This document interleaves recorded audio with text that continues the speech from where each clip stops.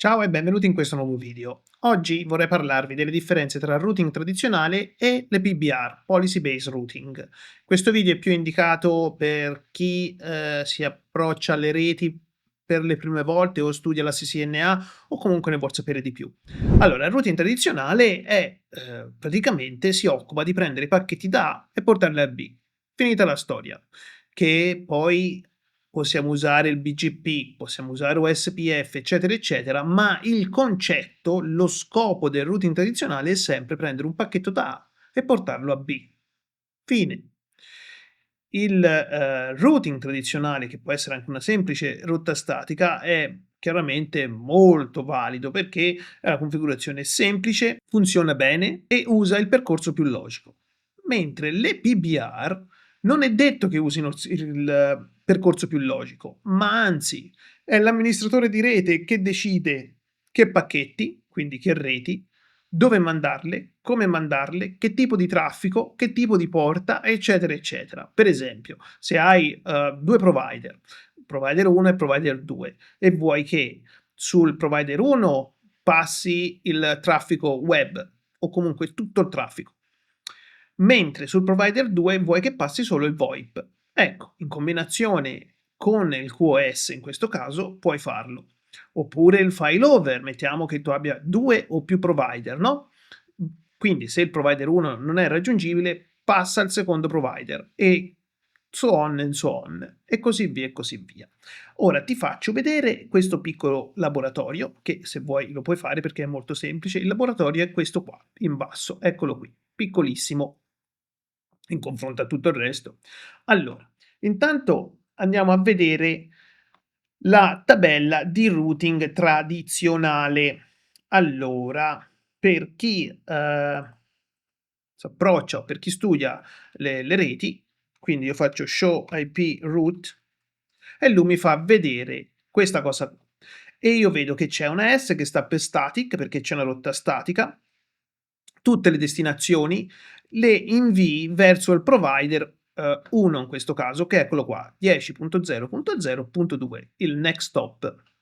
Poi abbiamo dei link, quindi delle reti direttamente connesse alle porte E0, E01 e E02, che sono rispettivamente la 10.0.0.1, poi abbiamo la 20.0.0.1, che è provider 2, e poi abbiamo infine la 192.168.10.1, che è la rete, quindi è il collegamento che collega R1 a R2. E fino a qui è tutto semplice. Oddio, le PBR non sono difficili. Ora, per chi studia, ti devi ricordare sempre che il router, tutti i router, conoscono le reti direttamente connesse. Che si vuol dire direttamente connesse? La rete direttamente connessa è per esempio 192.168.10.0/24. Questa è una rete direttamente connessa al router, il router la conosce. Questo vuol dire che questo provider qui non conosce queste reti qua. Allora, se io da R1, scusami, se io da R2, quindi dal router in basso, provo a pingare provider 1 e provider 2, rispettivamente 10.0.0.2, lo pingo. E se pingo anche il 2, li pingo tutte e due. Allora, con le PBR cosa voglio fare? Io con la PBR voglio che tutto il traffico generato da R2 che non sia specificato, in questo caso è soltanto praticamente tutto il traffico. Comunque, per farti capire, poi ora ti faccio vedere la configurazione che è molto semplice. Io voglio che tutto il traffico che è generato da R2 passi tramite il provider 2 e non dal provider 1, e lo posso fare con le PBR, che ti faccio vedere come si fa. Andiamo sotto il router R1, che è questo, sotto all'interfaccia E00, che è quella collegata a R2, e andiamo a configurare la nostra PBR. Prima cosa, l'access list, immancabile. Access list extended in questo caso perché gli do un nome e la chiamerò PBR traffic. Poi gli diciamo permit IP, gli diamo la nostra rete che è 10.192.168.10.0/24, maschera inversa, perché come ben sai nell'access list ci vuole la maschera inversa. Premiamo invio, poi exit e scriviamo rootmap e andiamo a chiamarla questa rootmap nello stesso identico modo dell'access list. Gli diciamo permit, perché gli puoi anche dire deny se vuoi. 10, il numero può essere anche 1, può essere anche 100, l'importante è che abbia un ordine, perché poi con questo numero lui andrà a leggere le PBR.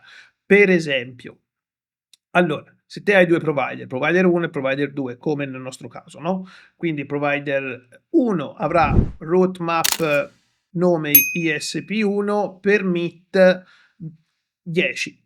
Poi, stessa cosa, roadmap ISP2 permit 20, quindi quando il provider 1 non sarà raggiungibile lui passerà alla 20, poi alla 30, alla 40, perché sotto la stessa interfaccia tu puoi avere più PBR. Quindi torniamo alla nostra configurazione e gli diciamo invio. Poi gli diciamo match IP, address. Qui ancora una volta gli diamo il nome dell'access list e premiamo invio. Poi gli diciamo set IP next hop, next hop 20.0.0.2. Quindi tutte le volte che te incontrerai questa rete, inviala, inoltrala a questo indirizzo IP che è il secondo provider, è il next hop del secondo provider e premi invio. Fatto. Poi scriviamo exit, interface E00 nel mio caso e gli diciamo IP policy rootmap e la chiamiamo appunto sempre con lo stesso nome. Ops, questo era l'indirizzo IP. Gli diamo sempre lo stesso nome perché deve tutto matchare. Ecco, a questo punto è fatta. Prima io qui ti ho fatto vedere che potevo, vedi c'è ancora, posso raggiungere, potevo pingare sia il provider 1 sia il provider 2. Proviamo a pingare il provider 1 e vedi che è un reachable, non si raggiunge più. Mentre se provo a pingare il provider 2, lui me lo pinga. Quindi in questo caso lui tutto il traffico lo inoltrerà al provider 2. Poi chiaramente io ho i comandi per verificare se tutto funziona con show rootmap, per esempio, te li faccio vedere tutti e qui vediamo la nostra rootmap che ci dice appunto che c'è un access list che si chiama PBR traffic e il next stop è il secondo provider in questo caso. Poi abbiamo show IP policy e abbiamo una policy, una rootmap policy sotto l'interfaccia E00. E infine l'immancabile show IP access list. E ci fa vedere che ha matchato questa access list 10 volte. Sotto la stessa interfaccia, dicevo, tu puoi avere anche più di una policy. Io in questo caso ne ho fatta una sola, però puoi avere anche più di una policy. Per esempio, puoi avere la policy per il failover e la policy per il VoIP, ad esempio. Ora, avere tante policy è una figata, perché gestisci e dirigi e manipoli il traffico come ti pare. Il problema che ti devi tenere in mente è che è il consumo delle risorse, perché chiaramente il router deve processare tutte le volte per tutti i pacchetti, per tutte le reti, le policy. Quindi se il router è un po' piccolino, magari ti potrebbe rallentare un po' il traffico. Inoltre, usare tantissime policy, in questo caso le PBR, ti complichi anche un po' la vita, insomma, vanno usate con parsimonia. Ora, che succede? Ti faccio vedere l'ultima cosa.